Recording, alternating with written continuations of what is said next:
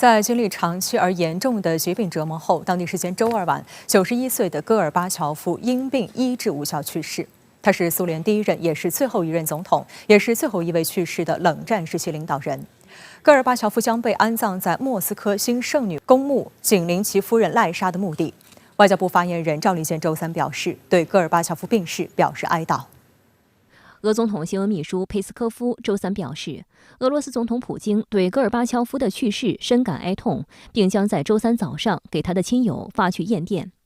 外交部发言人赵立坚周三表示，戈尔巴乔夫先生曾经为推动中苏关系正常化做出积极贡献，我们对他病逝表示哀悼，向他的家人表示慰问。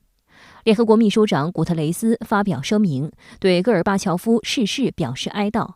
他称，戈尔巴乔夫是一位独一无二的政治家，他在和平结束冷战方面所做的努力无人能及。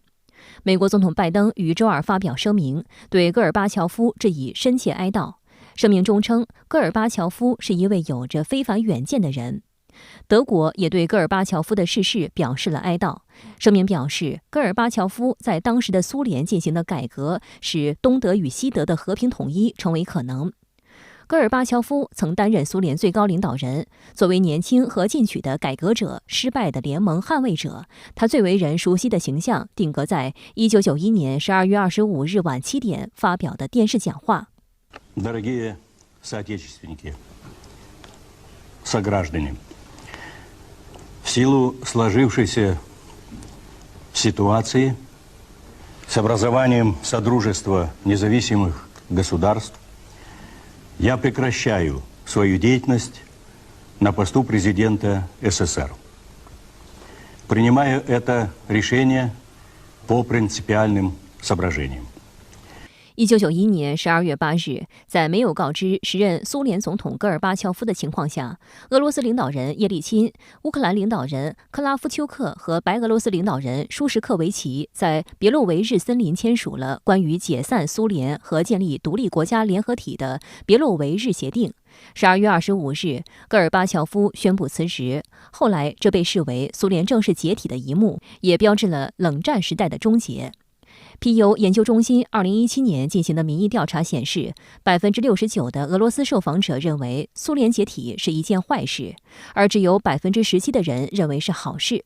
此外，只有22%的俄罗斯人认为他在历史上的角色值得尊敬。形成鲜明对比的是，西方国家对戈尔巴乔夫充满赞誉。他曾在1987年和1989年2度当选美国《时代周刊》年度风云人物。1990年获得诺贝尔和平奖，2008年在美国授勋自由勋章。外界的功过评价，正如1997年他亲自带着孙女参演的一则必胜客广告。Это Горбачев. Горбачев? Это из-за него у нас в экономике бардак. Да благодаря ему у нас новые возможности. Это из-за него у нас политическая нестабильность. Да благодаря ему у нас свобода. Полный хаос. Перспективы. Политическая нестабильность. Да благодаря ему у нас есть писахат. 戈尔巴乔夫生于1931年，自莫斯科国立大学法律系毕业后，一直在苏联党政机关工作。1985年3月起任苏共中央总书记，1989年5月至1990年3月任苏联最高苏维埃主席，1990年3月后任苏联第一任也是最后一任总统。戈尔巴乔夫上台后，开启了改革时代，在经济上采取加速战略，在政治上增加公开性，在外交上进行大幅重建，也就是外交新思维。他还退出了对阿富汗的战争，削减了军费开支，一度将重心转向经济现代化改革。但随后苏共内部的矛盾及改革造成的短期震荡，让戈尔巴乔夫未能更进一步。他由此遭到左右两翼的攻击，一边要求更多的改革，一边指责他背离社会主义。而他当政期间最引人瞩目的一项举动，则是开启了冷战结束的进程。1986年，戈尔巴乔夫和时任美国总统里根在冰岛首都雷克雅未克举行峰会，他提出了一个惊人的提议：消灭美国和苏联持有的所有远程导弹。这被认为是冷战结束的开始。由此，美苏于1987年签订了中导条约。条约规定，双方不再保有生产或试验射程在500公里至5500公里的陆基巡航导弹和弹道导弹。On the Soviet side, over 1,500 deployed warheads will be removed, and all ground-launched intermediate-range missiles, including the SS-20s, will be destroyed. On our side, our entire complement of Pershing II and ground-launched cruise missiles, with some 400 deployed warheads, will all be destroyed. The importance of this treaty transcends numbers. We have listened to the wisdom in an old Russian maxim, and I'm sure you're familiar with it. Mr. General Secretary, though my pronunciation may give you difficulty, the maxim is doverяй но проверяй, trust but verify. Но значение этого... На каждой встрече вы это повторяете. You repeat that at every meeting.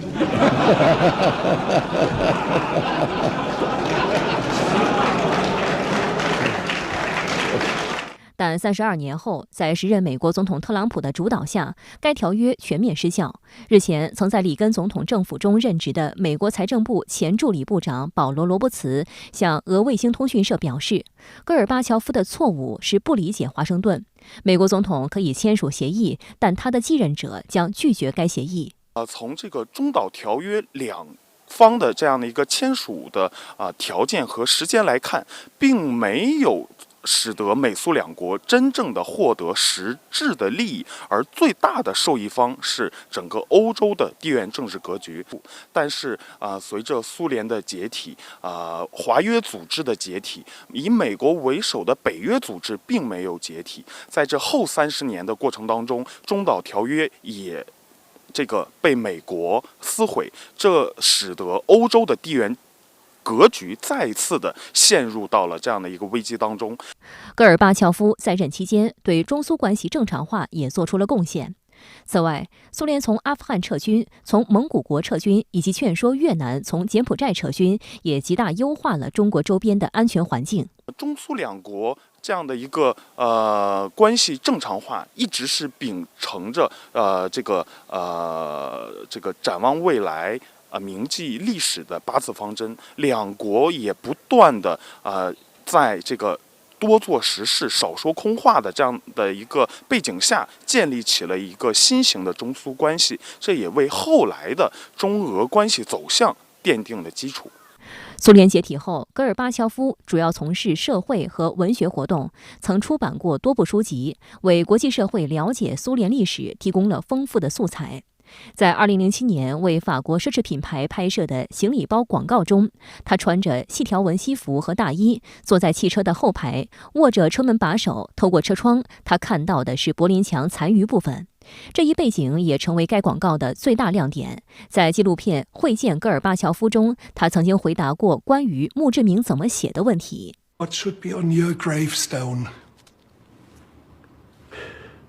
Я не от себя, а повторю то, что однажды прочитал на могиле друга. И это осталось у меня, врезалось навсегда. Мы старались. 今年2月26日，戈尔巴乔夫基金会在网站上发布声明，被视作戈尔巴乔夫针对全球重大事件的最后发声。在俄罗斯发起特别军事行动后，他呼吁各方在乌克兰危机中尽早停止敌对行动，并立刻开始和平谈判。声明表示，世界上没有什么比人的生命更宝贵，只有在相互尊重的基础上进行谈判和对话，才能解决最尖锐的矛盾和问题。